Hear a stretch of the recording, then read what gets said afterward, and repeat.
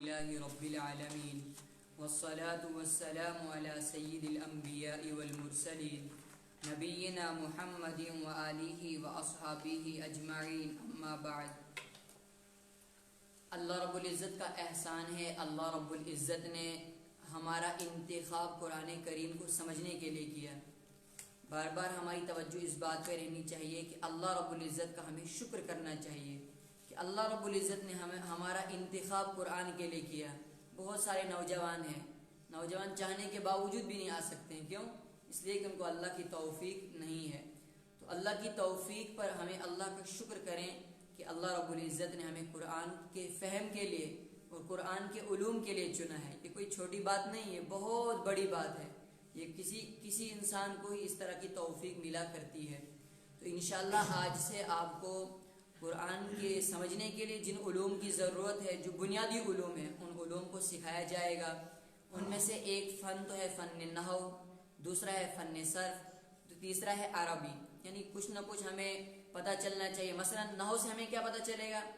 علم نحو سے ہمیں پتہ چلے گا کہ ہم نے قرآن پہ زبر کہاں پڑھنا ہے، قرآن میں کس حرف پر زیر کیسے پڑھنی ہے، کہاں پر پیش پڑھیں گے، کہاں پر کون تنوین پڑھیں گے، الف لام کہاں لگائیں گے، کہاں نہیں لگائیں گے. تمام چیزیں ہمیں کس سے پتہ چلیں گی؟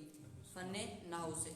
فن صرف سے مثلا الحمدللہ رب العالمین ہم نے پڑھنا ہے. ہم نے الحمد کیوں پڑھا یہ ہمیں پتہ چلے گا کس سے؟ نحو سے. للہ کیوں پڑھا ہم نے ہی، یہ بھی کون بتائے گا ہمیں؟ فن نحو. اللہ ہمیں توفیق دے کہ ہم اس کو مکمل پڑھیں. ویسے آپ کو تو شارٹ کٹ ہی پڑھایا جائے گا، مختصر طور پر جو ضروری قاعدے ہیں انہی کو. لیکن اگر کوئی تفصیل سے پڑھنا چاہیے انشاءاللہ بعد میں اس کے لیے بھی. لیکن ابھی تو ہم شارٹ کٹ پڑھائیں گے جو ہر ایک کو سمجھ میں آ سکے. تھوڑے معمولی سے قاعدے کچھ مہینوں تک چلیں گے. اس کے بعد جب پہلے نحو مکمل کریں گے، نحو کے بعد فن صرف پڑھیں گے، وہ بھی تھوڑی بہت پڑھیں گے. صرف سے ہمیں پتہ چلے گا کیا؟ مثلا ہم پڑھتے ہیں اما یتساءلون، ہم نے پڑھا یتساءلون. ہمیں پتہ چلنا چاہیے کہ یتساءلون کا ترجمہ کیا ہے. یتساءلون اگر ہم پڑھتے ہیں تو اس کا ترجمہ کیا ہوتا ہے. اگر ہم یتساءلون کو تتساءلون پڑھتے ہیں اس کا ترجمہ کیا ہوگا؟ عن النبأ العظیم، اس کا ترجمہ کیا ہوگا؟ یہ تمام چیزیں ہمیں کس سے آئیں گی؟ فن صرف اور فن نحو سے. یہ تو دو علوم ہیں. اس کے بعد انشاءاللہ جب یہ دونوں چیزیں مکمل ہو جائیں گی تھوڑی بہت، اس کے بعد آپ کو عربی پر زور دیا جائے گا کہ عربی میں ترجمہ کیسے کرنا ہے، پھر ہم نے ایک جملہ بنانا ہے وہ کیسے بنانا ہے. یہ تمام چیزیں انشاءاللہ آج سے آپ کو سکھائی جائیں گی. آپ اللہ سے دعا کریں اللہ رب العزت ہمارے اس مقصد کو پائے تکمیل تک پہنچائے، ہمیں مستقل ڈٹے رہنے کی توفیق عطا فرمائے. روزانہ آپ کا تھوڑا بہت وقت لیا جائے گا، زیادہ نہیں لیا جائے گا. زیادہ 15 20 سے 25 منٹ آپ کے لیے جائیں گے. لہٰذا ہر نوجوان کوشش کرے کہ مجھے قرآن کریم کا ترجمہ سیکھنا ہے. بار بار یہ موقع نہیں ملیں گے بعد میں. آج آپ کو موقع مل رہا ہے، نہ جانے بعد میں. اسی طرح باقی علماء ہیں، علماء کے پاس ٹائم ملے نہ ملے آپ کو موقع ملا ہے، اس کے لیے ہم کوشش کریں گے. تو آج ہم شروع کرتے ہیں. سب سے پہلے نحو. نحو کو ہم پڑھیں گے، نحو کے کوئی ضابطے پڑھیں گے. ہر دن آپ کو ایک سبق پڑھایا جائے گا. سبق میں جو ذہین ہوں گے، مطلب جن کا الحمدللہ آپ میں سے اکثر ذہین ہیں، وہ اکثر کیا کریں؟ ان کو قاعدوں کو، ان ضابطوں کو یاد کریں گے. اس لیے کہ جب ضابطے یاد ہوں گے تبھی جا کے آپ کچھ جب قرآن پڑھیں گے وہاں پہ کچھ بول سکتے ہو. کہ علم نحو کس کو کہتے ہیں؟ کہتے ہیں علم نحو ان اصول اور قاعدوں کے جاننے کا نام ہے. علم نحو کس کو کہتے ہیں؟ یعنی کچھ ضابطے ہوتے ہیں، کچھ قانون ہوتے ہیں، ان قانون کو جاننا کہ جس سے ہمیں پتہ چلے کہ ایک کلمہ مطلب الحمد ہے، اس کو ہم کیا پڑھیں گے جس سے کلمے کے آخر کی حالت معلوم ہو. یعنی کلمہ اس کو کہتے ہیں الحمد، یہ ایک کلمہ ہے. للہ یہ ایک کلمہ ہے. رب العالمین، رب ایک الگ کلمہ ہے. العالمین یہ الگ کلمہ ہے. تو علم نحو سے کیا پتہ چلے گا؟ پڑھنا ہے آخر میں زبر پڑھنا ہے، زیر پڑھنا ہے، پیش پڑھنا ہے. للہ کے آخر میں ہم نے زیر پڑھنا ہے، زبر پڑھنا ہے، کیا پڑھنا ہے؟ یہ کس سے پتہ چلے گا ہم کو؟ علم نحو سے. تو علم نحو کی تعریف کیا ہوئی کہ علم نحو ان اصول کے جاننے کا نام ہے جس سے ہمیں کلمے کے آخر کا پتہ چلے کہ کلمے کا آخر کیا ہے. الحمد میں دال، للہ میں ہا، ربی میں با، العالمین میں نون. یہ آخر کے جو ہوتا ہے، کب زیر آتا ہے، کب پیش آتا ہے، کبھی تنوین آئے گا، کبھی دو پیش آئے گا، یہ سب اس کو کہتے ہیں معرب. کیا کہتے ہیں اس کو؟ معرب.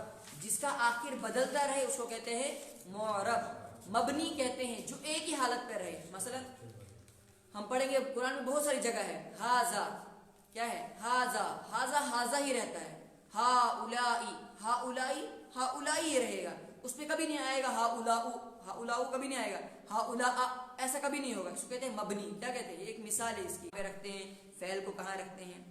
तो ये भी है तारीफ सिर्फ कि इल्म नहव किसको कहते हैं, जिससे हमें कलमे की आखिर की हालत मालूम हो, यानी क्या हालत मालूम हो कि इस पर क्या कौन सा एराब आएगा, यानी जबर कब आएगा, जेर कब आएगा, पेश कब आएगा, किससे पता चलेगा, इल्म नहव से।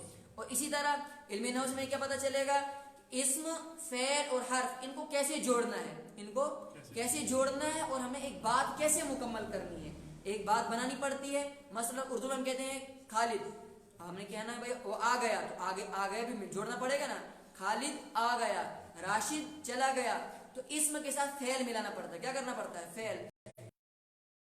अगर हमने एक बात बनानी है, इस्म को जोड़ना पड़ेगा, फेल को जोड़ना पड़ेगा, हर्फ को जोड़ना पड़ेगा, तो तीनों को मिलकर क्या बनता है, एक जुमला बनता है, एक बात मुकम्मल होती है।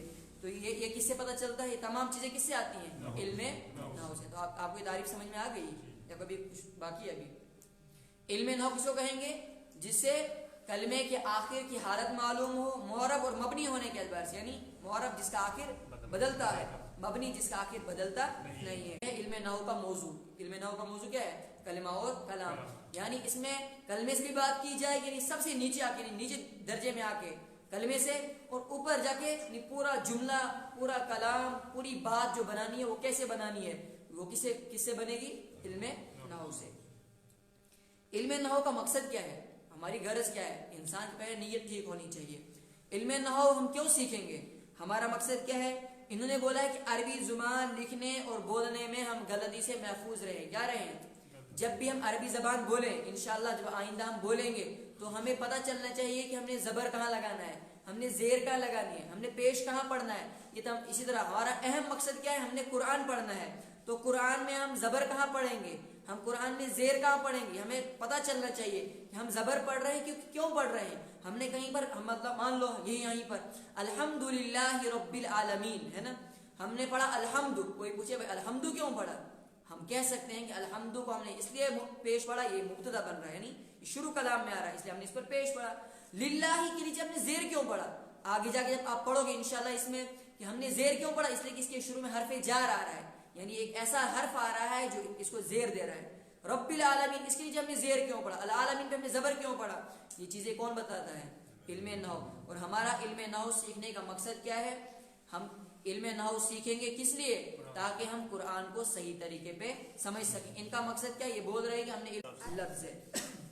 फिर लफ्ज की दो किस्में हैं, जो इंसान के मुंह से जो बात निकलेगी उसका कोई माना और मतलब होगा या नहीं होगा। अगर माना और मतलब है उसको हम कहेंगे लफ्ज मौजू, क्या कहेंगे, लफ्ज मौजू। अगर उस लफ्ज का कोई माना और मतलब नहीं है उसको हम कहते हैं मुहमल, बेकार, क्या है मुहमल। तो मुहमल से बात नहीं करेंगे, इसमें सिर्फ मौजू से बात करेंगे। तो इंसान के मुंह से सबसे पहले जो बात निकलेगी उसको क्या कहते हैं, लफ्ज, क्या कहते हैं उसको, लफ्ज। लफ्ज, फिर लफ्ज जो जुबान से जो बात निकली है उसकी भी दो किस्में हैं, कितनी किस्में हैं। अगर उस लफ्ज का कोई मतलब है, कोई माना है, तो वो क्या है, मौजू, क्या है वो, लफ्ज मौजू। अगर उस लफ्ज का कोई मतलब नहीं है तो वो क्या है, मुहमल, मुहमल माना बेकार। अब मौजू से बात करेंगे।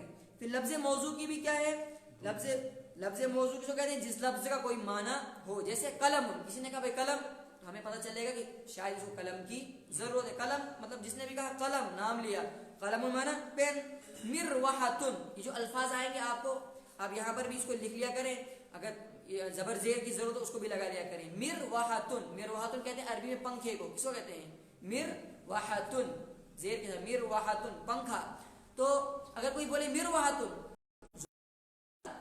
पंखा, तो मकसद तो इंसान को समझ में आएगा ये कुछ पंखे के बारे में कुछ बोलना चाहता है। इसी तरह कलन सुवतुन, क्या लफ्ज है ये, कलन सुवतुन। टोपी को कहते हैं कलन सुवतुन, क्या कहते हैं टोपी, कलन सुवतुन। इसी तरह दरवाजे को कहते हैं अरबी में बाबुन, क्या कहते हैं। ये तमाम अल्फाज आपने याद रखने हैं, अगर आप याद रखेंगे आपके बड़ा जखीरा जमा हो जाएगा। तो कलमुन, मिरवाहतुन, देज। तो देज का कोई माना, लेकिन अरबी में जैद का माना किसी का नाम है। इसी तरह اردو میں کیا کہیں گے ہم؟ چائے وائے. تو چائے یہ کیا ہے؟ چائے ہے لفظ موضوع، یعنی اس کا کوئی معنی ہے لیکن وائے کا کوئی معنی نہیں ہے، تو اس کو کہتے ہیں لفظ موضوع. لفظ موضوع کس کو کہیں گے؟ جس کا کوئی معنی اور مطلب ہو وہ کیا ہے؟ لفظ موضوع ہے. لفظ محمل جس لفظ کا کوئی معنی نہ ہو. پھر لفظ موضوع کی نے آگے اور دو قسمیں کی، مفرد اور مرکب. اب جو انسان بات بولے گا یا تو اس نے جو بات بولی ہے وہ ایک بات ہے، یا پھر پورا ایک بات سے زیادہ بڑھ کے دو جملے ہیں، یا پورا جملہ ہے، پوری بات ہے. اگر وہ ایک بات ہے اس کو کہتے ہیں مفرد. کیا کہتے ہیں؟ مفرد. کیا کہتے ہیں اس کو؟ اگر ایک بات ہے اس کو کہتے ہیں مفرد. اگر ایک سے زیادہ یعنی دو جملے مل کر بن رہی ہے، دو باتیں مل کر بن رہی ہیں، تو وہ کیا ہے؟ مرکب. کیا ہے وہ؟ مرکب. لفظ اس میں مفرد اور مرکب. مفرد کس کو کہیں گے؟ اب مفرد کی ہمیں پتہ ہونا چاہیے. مفرد کہتے ہیں اکیلا لفظ، جیسے خالد، مروحۃ، اسی طرح بابن، قلنسوۃ. یہ کیا ہے؟ یہ ہے مفرد. یہ سب کیا ہے؟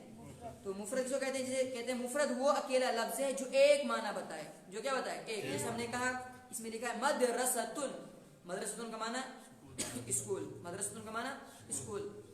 دوسرا ہے کس کو کہیں گے؟ مفرد وہ اکیلا لفظ ہے جو ایک معنی بتائے. جو کیا بتائے؟ جو ایک معنی بتائے وہ کیا ہے؟ مفرد.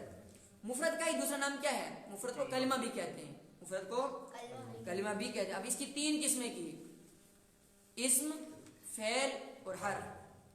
آپ شروع سے انسان جو زبان سے بات نکالے گا وہ کیا ہے؟ وہ ہے لفظ. پھر وہ لفظ اگر اس کا کوئی معنی اور مطلب ہے تو وہ لفظ کون سا ہے؟ موضوع. اگر اس لفظ کا کوئی معنی اور مطلب نہیں ہے وہ لفظ کون سا ہے؟ محمل. آپ بولیں انشاءاللہ آپ کو یہی یاد ہو جائے گا. اگر لفظ کا معنی اور مطلب نہیں ہے تو وہ کیا ہے؟ محمل. پھر لفظ موضوع کی دو قسمیں. کتنی قسمیں؟ دو. مفرد، مرکب. مفرد کس کو کہیں گے؟ اکیلا لفظ. اور مرکب کس کو کہیں گے؟ الفاظ کیا ہیں؟ یہ اسم ہے. جب ہم ان الفاظ، ان ناموں کو بولیں گے تو ہمیں اس کا معنی خود بخود سمجھ میں آ جائے گا. اور اس میں کوئی وقت لگتا ہے نہیں، نہ پاسٹ ہے، کچھ بھی نہیں آ رہا ہے. تو اس کو کہتے ہیں اسم. کیا کہتے ہیں اس کو؟ اسم. کس کو کہتے ہیں؟ نام کو. تو اس کے اعتبار سے آپ یہی یاد رکھیں گے، اسم کہتے ہیں نام کو، فعل کہتے ہیں کام کو، اور حرف کہتے ہیں جو ملانے کے لیے آئے. حرف والا کنارہ. اسم وہ کلمہ ہے جس کے معنی دوسرے کلمے کو ملائے بغیر سمجھ میں آ جائے اور اس میں کوئی زمانہ یعنی کوئی وقت نہ پایا جائے. یعنی اس میں کوئی وقت پایا جاتا ہے، پاسٹ پایا جاتا ہو، پریزنٹ، فیوچر کچھ پایا جاتا ہے؟ کچھ بھی. اس میں کہتے ہیں نام کو. فعل کس کو کہتے ہیں؟ کہتے ہیں فعل وہ کلمہ ہے جس کے معنی سمجھ میں آ جائیں. فعل بھی کیا ہوتا ہے؟ مطلب کسی نے کہا خالد نے پڑھا. خالد نے پڑھا. عربی میں آئے گا خالد قرأ. خالد تو قرأ ہم نے کہا اگر ہم صرف اتنا ہی کہیں گے قرأ اس نے پڑھا تو معنی سمجھ میں آ گیا نا. یہ کہنا چاہتا ہے کہ اس نے پڑھ لیا. یقرأ وہ پڑھتا ہے تو معنی سمجھ میں آ گیا. اس میں کسی چیز کی ملانے کی ضرورت پڑی؟ کسی چیز کی ملانے کی ضرورت نہیں پڑی. تو اسی کو کہتے ہیں کیا؟ فعل. فعل کہتے ہیں اس کو فعل. تمام کیا ہے؟ جو بھی کام ہو اس کو کہتے ہیں عربی میں فعل. فعل وہ کلمہ ہے جس کے معنی دوسرے کلمے کو ملائے بغیر سمجھ میں آ جائیں لیکن اس میں زمانہ ہوتا ہے. کیا ہوتا ہے؟ فعل میں کوئی نہ کوئی وقت پایا جاتا ہے، یا تو پاسٹ ہوگا یا پریزنٹ ہوگا یا کیا ہوگا؟ فیوچر. یعنی یا تو ماضی، اس کو کہتے ہیں عربی ماضی، مضارع اور مستقبل. ماضی کہتے ہیں گزرا ہوا زمانہ، یعنی یا تو اس میں ماضی پایا جائے گا، اس کو آپ پاسٹ کہتے ہیں انگلش میں، یا اس میں کیا ہوگا؟ موجودہ زمانہ پریزنٹ، یا آئندہ زمانہ فیوچر. یعنی کوئی نہ کوئی فعل میں کوئی نہ کوئی زمانہ پایا جاتا ہے. عربی میں کہتے ہیں اگر گزرا ہوا زمانہ ہے اس کو کہتے ہیں ماضی. اگر موجودہ زمانہ اس کو کہتے ہیں انسان نے کوئی کام کیا تو وہ ضرور کسی وقت میں کیا ہوگا، یا انسان جو کام کرے گا وہ بھی کسی وقت میں پایا جائے گا، یا انسان جو کر رہا ہے وہ بھی کسی وقت میں ہی ہوگا یا ہو رہا ہے. تو فعل میں زمانہ پایا ہی جاتا ہے اور اسم میں زمانہ نہیں پایا جاتا ہے. جیسے قرأ. قرأ اس نے پڑھا. جب انشاءاللہ ہم صرف شروع کریں گے اس میں آپ کو پتا چلے گا قرأ ہے کیا. قرأ یہ کیا ہے. اسی طرح پھر آپ پڑھو گے اس میں قرأ، قرأوا. اسی طرح یقرأ، یقرآن، تقرؤون. ہم نے اگر کسی کو کہنا ہو اس نے پڑھا تو اس کے لیے قرأ. تو نے پڑھا اس کے لیے قرأت. میں نے پڑھا قرأت.